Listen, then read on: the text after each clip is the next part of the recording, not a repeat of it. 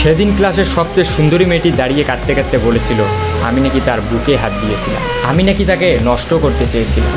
সেদিন সবাই আমার দিকে ঘৃণা নিয়ে তাকিয়েছিল। ক্লাসের প্রায় 80 জন ছাত্রছাত্রী সবাই আমাকে খারাপ ভেবেছিল। সবাই মেয়েটির কান্না ভেজা কণ্ঠ বিশ্বাস করেছিল। আমার সবচেয়ে কাছের বন্ধুটাও আমার থেকে দূরে চলে গিয়েছিল। আমার সবচেয়ে প্রিয় শিক্ষকটাও আমার গালে চর মেরে বলেছিল তোমাকে সবচেয়ে ভালো ছাত্র ভাবতাম, তবে তুমি আজকে যে কাজটি করেছো তার জন্য তোমার উপর থেকে আমার সমস্ত ভালোবাসা শেষ হয়ে গিয়ে। যে নিজেকে একজন ভালো মানুষ হিসেবে প্রতিষ্ঠিত করতে পারে না, সে যত ভালোই ছাত্র হোক না কেন, কোনো লাভ নেই। একজন লোকের সবচেয়ে বড় পরিচয় হচ্ছে সে একজন মানুষ। তুমি এখনো মানুষ হতে পারোনি, যদি পারো মানুষ হয়ে যাও। সেদিন আমি ক্লাসের কারো দিকেই চোখ তুলে তাকাতে পারিনি। কোনো অপরাধ না করেও নিজেকে অনেক বড় অপরাধী মনে হয়েছিল। আমার দুঃখটা সেদিন কারোর সাথেই শেয়ার করতে পারিনি। যতটুকু সময় ক্লাসে ছিলাম শুধু মাটির দিকে চেয়ে চোখের পানি ফেলেছিলাম। সেদিন আমি বুঝেছিলাম চোখের পানিরও দাম কম আর বেশি হয়। কারণ মেয়েটার চোখের পানি দেখে সবাই ইমোশনাল হয়ে গিয়েছিল। আমি সত্যিই মেয়েটার সাথে এসব কিছু করেছি কি না এসব কেউ ভাবেওনি, চিন্তাও করেনি। সবাই মেয়েটার চোখের পানি দেখে তার সব কথাই বিশ্বাস করে নিয়েছিল।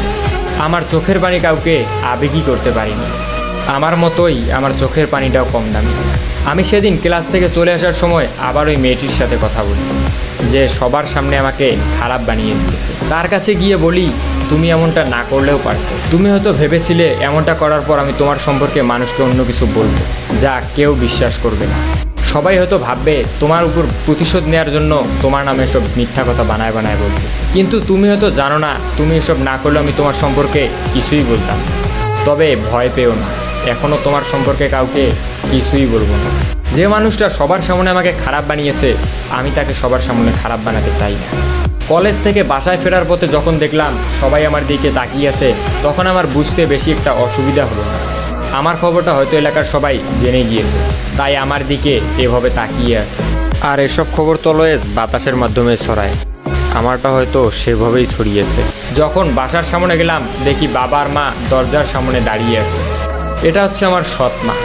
দেখেই বুঝলাম হয়তো তারা কলেজের খবর জেনে গিয়েছে। তখন আমিও সেটা বুঝতে পেরে আমি বললাম বাবা আমি কিছু করিনি। তখন বলল তুই যদি সত্যিই কিছু না করিস তাহলে তোর সম্পর্কেই বললো কেন? তোর ক্লাসে তো আরও অনেক ছেলে ছিল, তাদের সম্পর্কে কই বললো, তোর সম্পর্কেই কেন বললো? তুই এসব করেছিস জন্যই তোর সম্পর্কে বলেছিস। একটা মেয়ে কখনো তার মান সম্মান নিয়ে মিথ্যা কথা বলবে? মিথ্যা তো তুই বলছিস আমাদের সাথে। সৎমা যখন আমাকে কথাগুলো বললো তখন আমি চুপচাপ দাঁড়িয়েছিলাম, মাটির দিকে তাকিয়ে চোখের পানি অঝরে ফেলছিলাম। কি বলবো কিছুই বুঝতেছি না। কিন্তু হঠাৎ করেই মা বাবাকে যে কথাগুলো বললো এগুলো শোনার জন্য আমি মোটেও প্রস্তুত ছিলাম না। মা বাবাকে বলল তোমার এই ধর্ষক ছেলেকে আমাদের বাসায় রাখতে পারবো না। যদি তোমার ধর্ষক ছেলে বাসায় থাকে তাহলে আমি থাকবো না, আর আমি থাকলে ও থাকবে। আমার একটা মেয়েও আছে, আমি আর আমার মেয়ে ওর তো আপন কেউ না। সুযোগ পেলে কি না কি পড়ে বসবে, তুমি ওকে বের করে দাও বাসা থেকে। মা যখন বাবাকে কথাগুলো বললো আমার চোখ দিয়ে শুধু পানিই পড়ছে।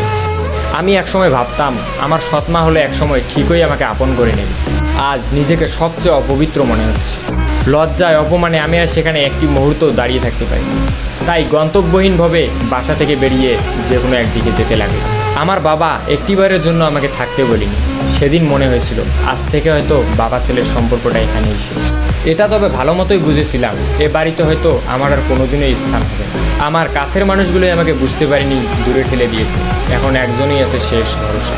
সে মানুষটাকে আমি অনেক বিশ্বাস করি, ভালোবাসি।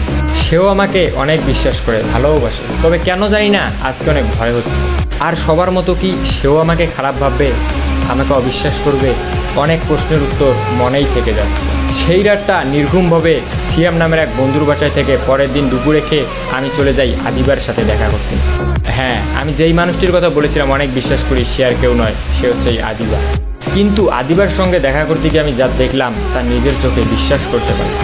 কারণ সে আজ একা আসেনি, তার সাথে একটি মেয়েও এসেছে। তার সাথে যে মেয়েটি এসেছে সেটা আর কেউ নয়, এটা সেই মেয়েটাই যেই মেয়েটা আমাকে ক্লাসে অপমান করেছিল। কিন্তু আমি বুঝতে পারলাম না আদিবার সাথে মেয়েটার কিসের সম্পর্ক। আদিবার কোনো কাজিন নাকি বান্ধবী? আসলে এই পুরো স্টোরিটা আমার এক ফলোয়ার আমাকে টেক্সট করেছিল এবং বলেছিল যাতে আমি এই গল্পটা পড়ে আপনাদের শোনাই। অ্যান্ড গল্পটার সেকেন্ড পার্টও আছে। গল্পটি ভালো লাগলে অবশ্যই আপনার বন্ধুকে মেনশন করুন, চাইলে শেয়ারও করতে পারেন। এই ভিডিওতে 5K লাইক এবং 500 কমেন্ট হলেই ইনশাল্লাহ দ্বিতীয় পর্ব আসবে। সো আজকের মতো আল্লাহ হাফেজ।